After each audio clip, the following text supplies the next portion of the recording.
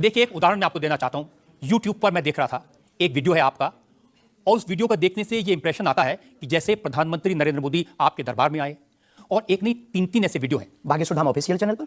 अब आपके समर्थकों ने बनाया, मैं आपको दिखा देता हूं, आप बताइए कि वो आपका है क्या नहीं। बागेश्वर धाम सरकार पहुंचे पीएम मोदी, तो क्या मोदी जी भी बागेश्वर धाम सरकार के भक्त हो गए हैं?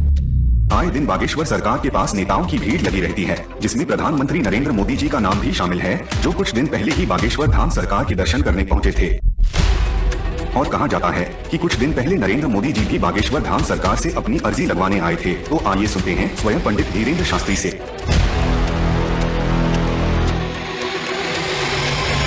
तो ये प्रोजेक्ट है, तो जैसे बागेश्वर धाम आए, मेरी जानकारी है कि 3 वीडियोस हैं, उनमें से एक बागेश्वर धाम का है। बागेश्वर धाम के ऑफिशियल चैनल से कभी हो ही नहीं सकता है, ना ऐसी भूल हो सकती है, क्योंकि हमने कभी ऐसी इजाजत नहीं दी। ये बहुत बड़ी गलतियां हैं। टीआरपी के चक्कर में रोज तो लोग हमारी शादी करवा देते हैं यूट्यूब पर। आपने सिर्फ ये भर देखा, ये भी तो देखिए कि हर बार हमारी लड़की बदल दी जाती है।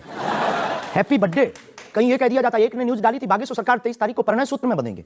संतों के फोन आने लगे। ये सिर्फ मीडिया पर, चूंकि बागेश्वर धाम बहुत सर्च हो रहा, और हनुमान जी भला सर्च हो क्यों ना।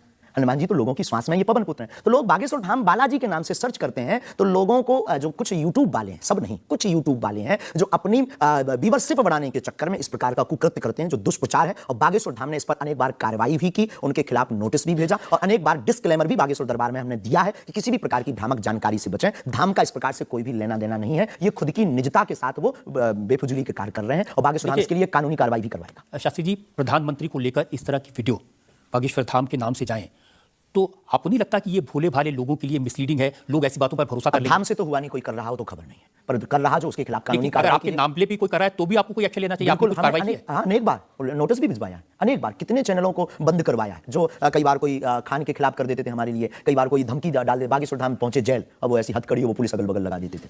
तो इनसे हमारी आपके सोच से भी प्रार्थना, इसको बहुत देखा जाएगा, आपकी अदालत को जब भी देखा जाए, इस प्रकार की भ्रामक जानकारी से बचें। हम इस प्रकार, कोई भी हमारा दरबार या कथा प्रदर्शन का विषय नहीं है, हमारी कथा और दरबार दर्शन का विषय है। तो आपकी तरफ से मोदी जी के वीडियोस को लेकर के क्या कार्रवाई की गई? इसमें अभी इसकी हमें आज पता लगा है कि मोदी जी का बना है। पूर्व में हमको वो जेएलएल वाला बताया था, हमें इसका ज्ञान नहीं है, लेकिन हम जाते ही तुरंत आपकी अदालत के बाद लीगली कार्रवाई एफआईआर अपने अमुक थाने पर करवाएंगे।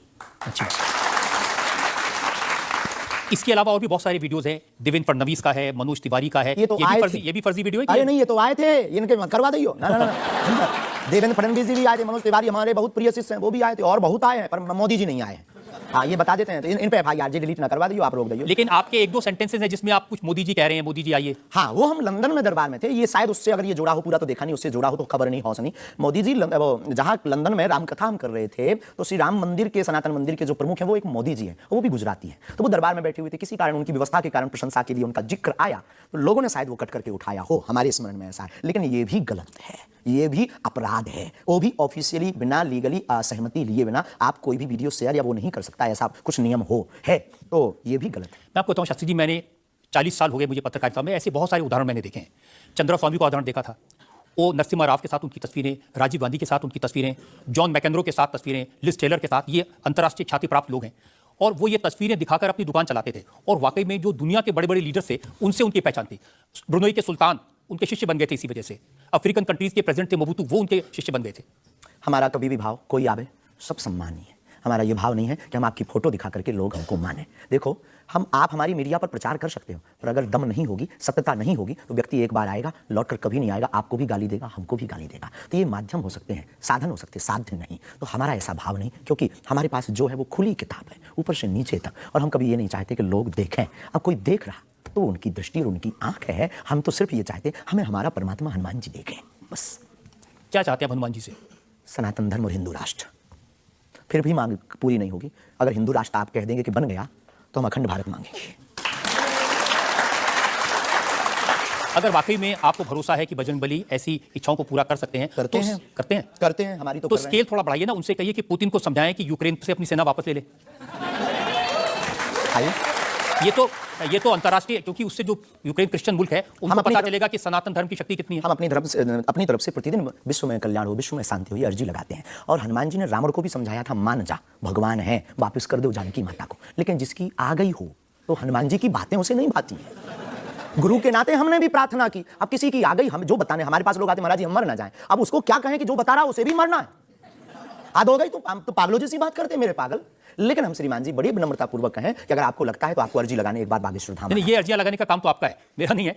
और अंतर्राष्ट्रीय विषय पर अब टर्की में इतना बड़ा जलजला आया है, इतना बड़ा भूकंप आया है, हजारों लोग मर गए हैं, तो कुछ आपको अर्जी लगानी चाहिए। बिल्कुल, हमने प्रार्थना तुरंत की और हम प्रार्थना करते कि प्रतिदिन जो भी हमारे पास है चूरन चटनी, हम अपने गुरुजी से बालाजी से प्रार्थना करते विश्व का मंगल हो, सबका भला हो। इससे आपको फर्क नहीं पड़ेगा कि वो क्रिश्चियन कंट्री है या इस्लामिक। बिल्कुल भी नहीं, हम तो खुद गए, हम तो पूरी दुनिया का मंगल की कामना। हम उस धर्म से हैं जहां वसुदेव कुटुंबकम की चर्चा की जाती, सर्वे भवन्तु सुखिनः सर्वे सन्तु निरामया, सब में मंगल हो, मंगल भवन मंगलहारी। हम ऐसे नहीं, हम मानवता के हैं, जिसके अंदर दुख है हे बालाजी उसके संकट, आप संकट मोचन है, उसके संकट मिट जाए, हमें कोई फर्क नहीं पड़ता है। ये अच्छी बात आपने कही। आज हमने मुकदमा चलाया बागेश्वर धाम के प्रमुख धीरेन्द्र कृष्ण शास्त्री पर। हमने उनसे पूछा उनके चमत्कारों के बारे में, उनके प्रवचनों के बारे में, उनके धमकी भरे बयानों के बारे में, उनके स्टंट्स के बारे में और उनको लेकर सोशल मीडिया में चल रहे मिसलीडिंग वीडियोस के बारे में। अब वक्त है आपकी अदालत में आज के जज विनोद अग्निहोत्री के फैसले का। बागेश्वर धाम के प्रमुख आचार्य श्री धीरेन्द्र कृष्ण शास्त्री पर लगे सभी आरोपों और उनके जवाब सुनने के बाद अदालत इस निष्कर्ष पर पहुंची है कि ऋषि और संत परंपरा वाले इस देश में उन्हें भी अपने विचार लोगों तक पहुंचाने का अधिकार है। लेकिन जिस तरह धर्म के नाम पर पाखंड और धोखाधड़ी भी होती है, इसलिए श्री शास्त्री को बहुत सावधान रहने की आवश्यकता है। अदालत तमाम इल्जामों से श्री धीरेन्द्र शास्त्री को बाइज्जत बरी करते हुए निर्देश देती है कि बागेश्वर धाम बालाजी सरकार श्री हनुमान जी की कृपा से उन्हें यदि कोई सिद्धि और प्रसिद्धि मिली है तो उसका उपयोग लोक कल्याण और समाज की नैतिक आध्यात्मिक उन्नति के लिए करें और देश समाज में प्रेम, शांति, सद्भाव का वातावरण बनाने में सहायक हों। शास्त्री युवा है, इसलिए उनमें जोश स्वाभाविक है, परंतु जोश के साथ साथ होश भी अत्यंत आवश्यक है। अदालत अपेक्षा करती है कि उनकी वाणी में संयम, करुणा और क्षमा से अभिभूत रहेगी। आशा है कि धीरेन्द्र शास्त्री सनातन धर्म के इन्हीं शाश्वत मूल्यों के साथ भारतीय संत परंपरा को आगे बढ़ाते रहेंगे। इस विश्वास के साथ कि हमारे जज साहब ने जो हिदायत दी है धीरेन्द्र शास्त्री उसका पालन करेंगे, संभल कर रहेंगे और समाज में किसी भी तरह की भ्रांतियां न फैलें, इसका ध्यान रखेंगे। आपकी अदालत का आज का मुकदमा यहीं खत्म करते हैं।